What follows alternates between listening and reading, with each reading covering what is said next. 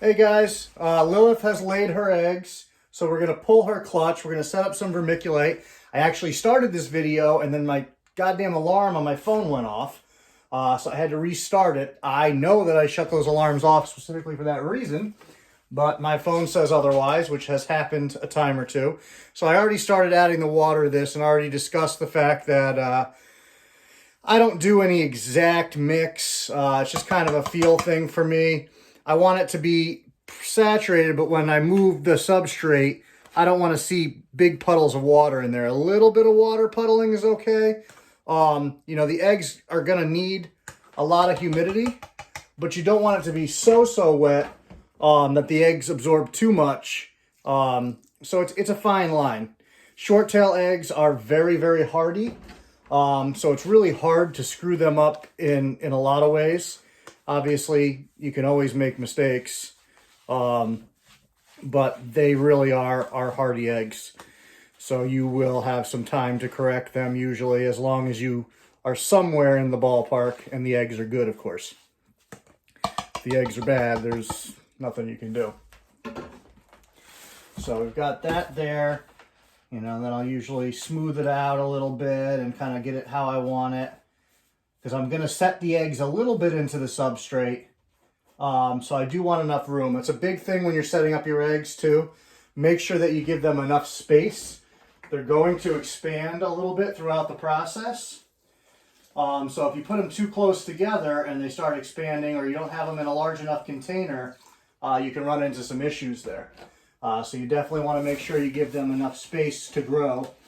Not to mention, you know, if something goes wrong with one egg, it can transfer to another if they're very close together and touching. I do know some people like to spray their substrate with like F10. Supposedly that kills like any mold or anything in advance, or prevents it, I should say, so that you don't have to worry about that throughout the process. I have not done that myself. I've cleaned some eggs that I was worried about a little with some chlorhexidine before, you know, very diluted, and make sure you wipe everything down after. But that kind of stuff is stuff that you want to do under the direction of somebody that knows what they're doing. You don't want to screw that up, because you can definitely lose your eggs if you do things inappropriately. So we'll get that all set up, evened out. So I like where that's at right now, especially to start. Like I said, we can always adjust a little on the fly. So I'm gonna put that down there. I'm gonna clean up my hands a little, wipe them down, sanitize them. Then we're gonna grab her carefully and we're gonna put her in the bath to soak while I'm pulling the eggs and setting the eggs up. The reason that we soak her in this case is because I'm taking her eggs away from her, but the egg smell is on her. So as a mother, she is going to instinctually look for her eggs, especially as long as she can sense them. And she's going to be very stressed out if she can't find them. So she may be stressed for up to a day. I've seen some like 2 days after a bath, but usually once you bathe them, within a few hours, things return mostly to normal. Most of my girls eat next day. One of them took a week once, was the longest before she took a meal. Let me switch you guys over to here. And let me fix the stand before this whole camera falls over. I'm going to angle you down a little bit so you can see as I'm working here. And I know the lighting is atrocious in here. So let's see, hopefully you can see Lilith there sitting on her eggs. Move the paper. Now I reset her paper again like 2 or 3 days ago. You guys remember the video where I set it up. She had just really demolished it quite a bit. So now this is where your working relationships come in. She's going to trust me enough to let me take her off the eggs. You do want to be cautious when pulling eggs, because some snakes are going to, you know, want to defend them. That's their instinct. Usually these guys are pretty good with me. She's going to huff and she's going to, you know, throw her muscles at me and things of that nature. But that's fine. Now, they coil up underneath the eggs. You can see she's turned sideways. So you want to be careful pulling them off, that you're getting that body out of there. And then you always want to check and make sure everything's out. Which you can see she's very, very skinny. There's nothing left in there, you know. But she's being very, very good.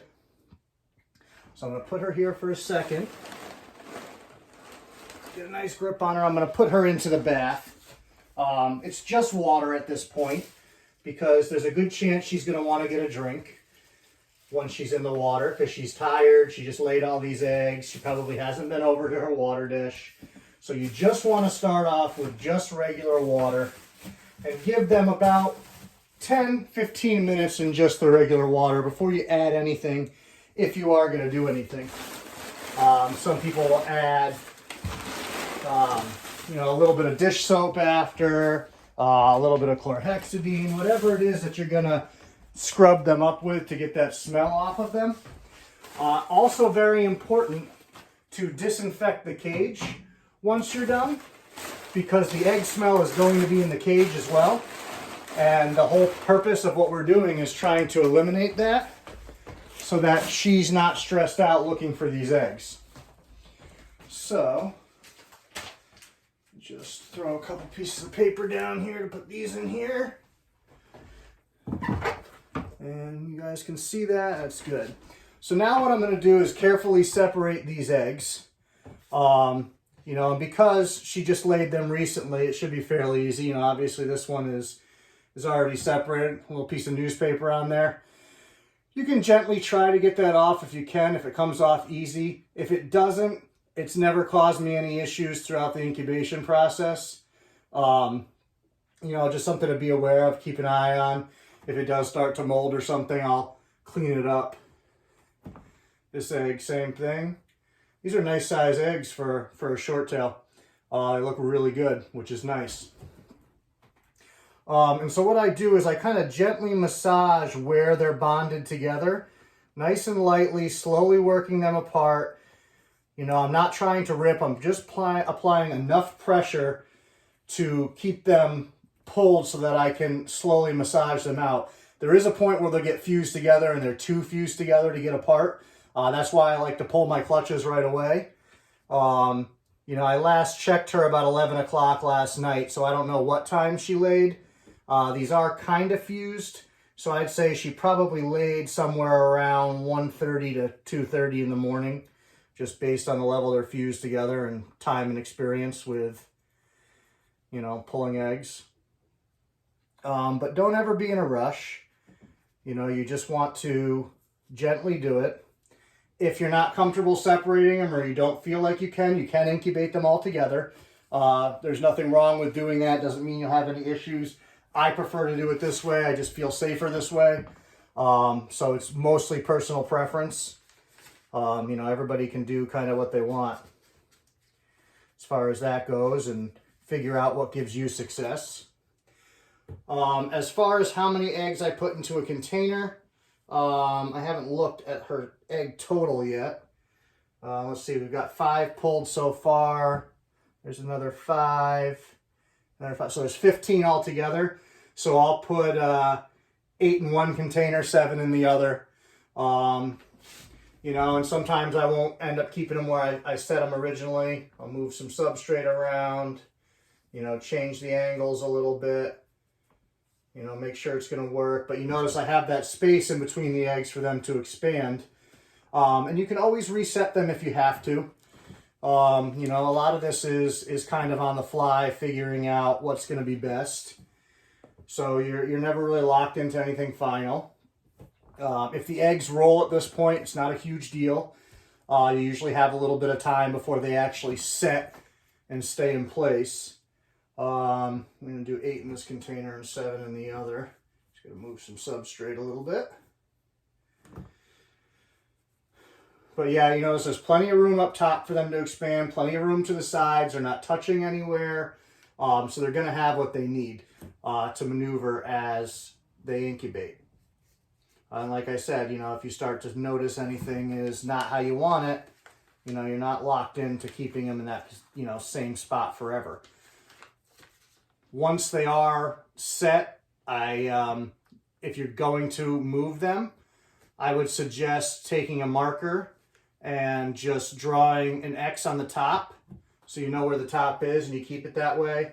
I saw something years ago that said you can roll them. I don't know if you can or you can't.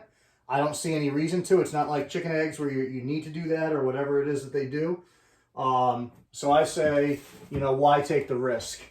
It's hearsay as far as I know, and that's not good enough for me to take chances when I know leaving them that way is going to work. You know, I've done it enough. I know that that works, so there's no reason in my mind for me to change that. Piece of newspaper on this one.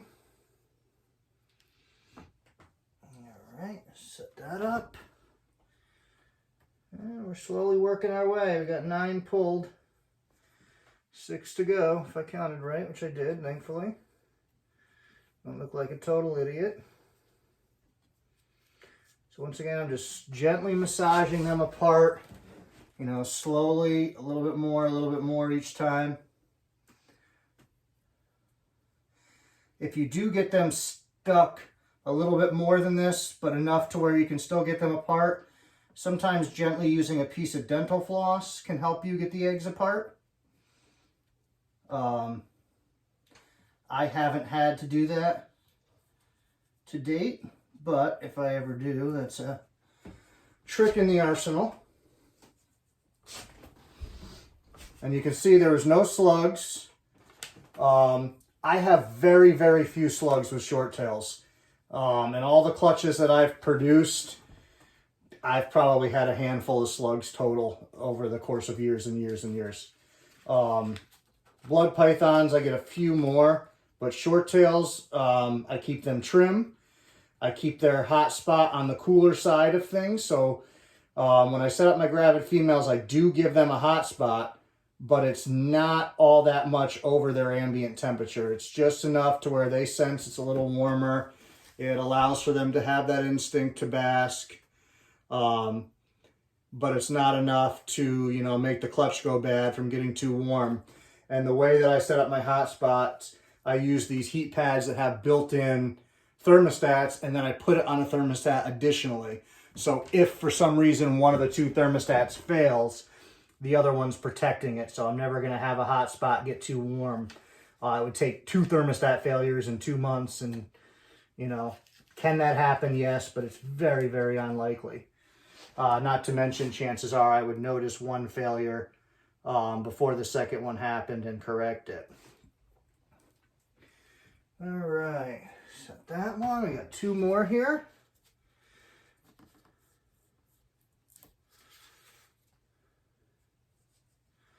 And now the eggs are going to be all set to go. The incubator's already up and running.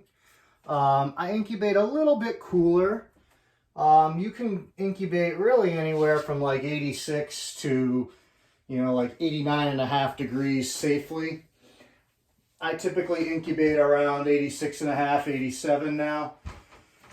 And that incubator fluctuates a little bit. I'd rather fluctuate on the lower side of things.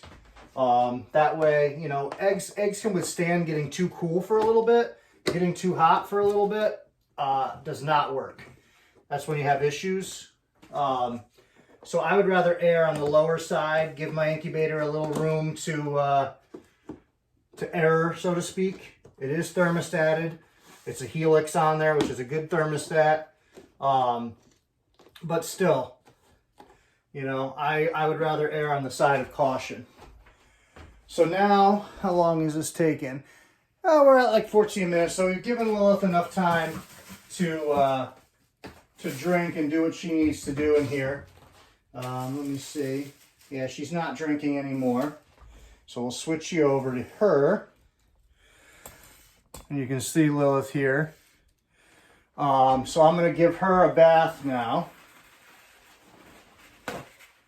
And actually, I'm going to move these eggs over to here.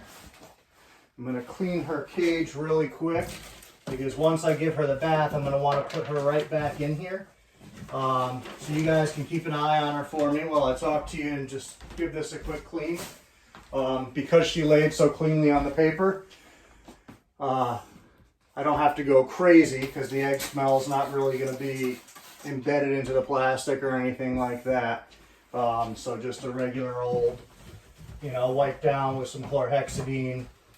Plus I just scrubbed her cage right before I reset her the other day, and she let out a little urate or two, which they typically let out a little something each day when they're gravid, it seems.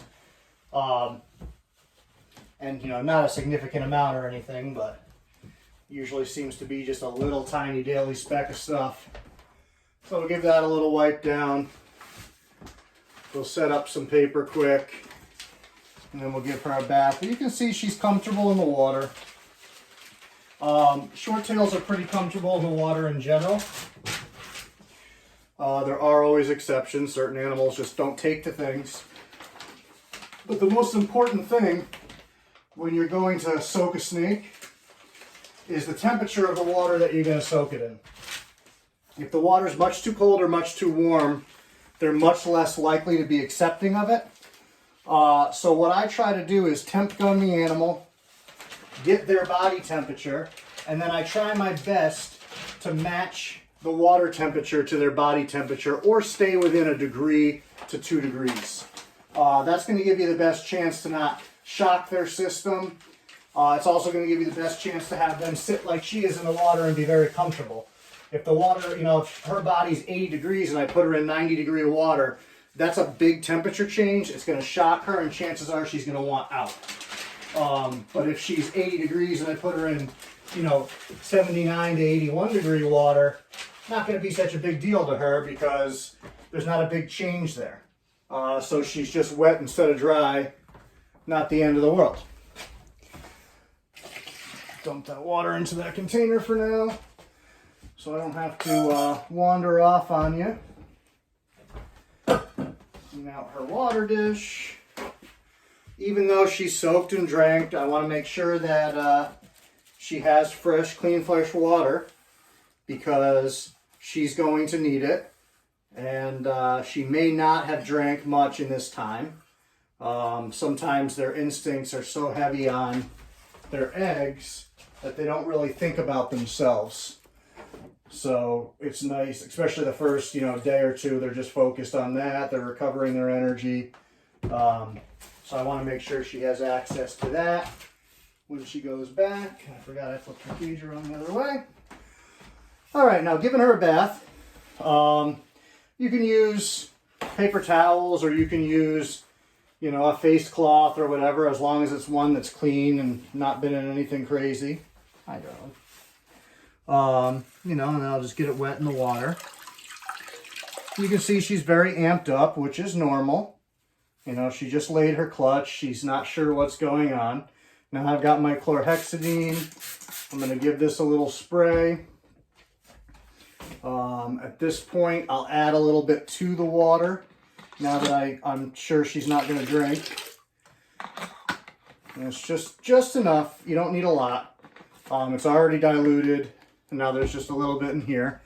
So now, I'm just going to gently wipe her down, and make sure, of course, that you're getting the belly, because that's the area, where she was making the most contact with the eggs. And, it's nothing complicated. The first time I bathed them after, it's just really a wipe down with the substance and the water. Most of them, this is enough. Sometimes a few days later, if they're still stressed out, I'll give them a second bath where I'm a little more invasive and doing a little more as far as, cleaning solution goes. But usually this is enough. And then, just give her a little squeegee dry. And like I said, you can see there's just nothing left in her body. She's not like emaciated, going to be sick or anything, but there's nothing there. So we're going to want to get her on food fairly quickly. You can see she's behaving, and you can see her spine is defined even more than usual. She usually has good definition up here, and then it tapers here. But currently, there's spine definition everywhere. So she's all set now. So we're going to throw her back in here. You can see she's back in here. And now we're going to set her up and leave her quiet. And then, you know, probably sometime tomorrow I'll offer her just a medium rat. I don't give them a big meal coming off of being gravid. I want them to have, you know, time to let their metabolism kick back in, because at this point, she hasn't eaten in probably about 7 or 8 weeks. I forget when she had her last meal. She's not one that pulls off early. So if she pulls off, it's right before ovulation. So she's not, like I said, she's not skinny, but she's skinny enough to where I'd like to get some food in her. So after she has a day of rest, I'll offer her that medium rat, which I'm 100% positive she will take, because that's just who she is. After that medium rat goes down, I'll usually offer a little bit bigger meal the second meal, and then by the third meal, I'm offering normal size meals again.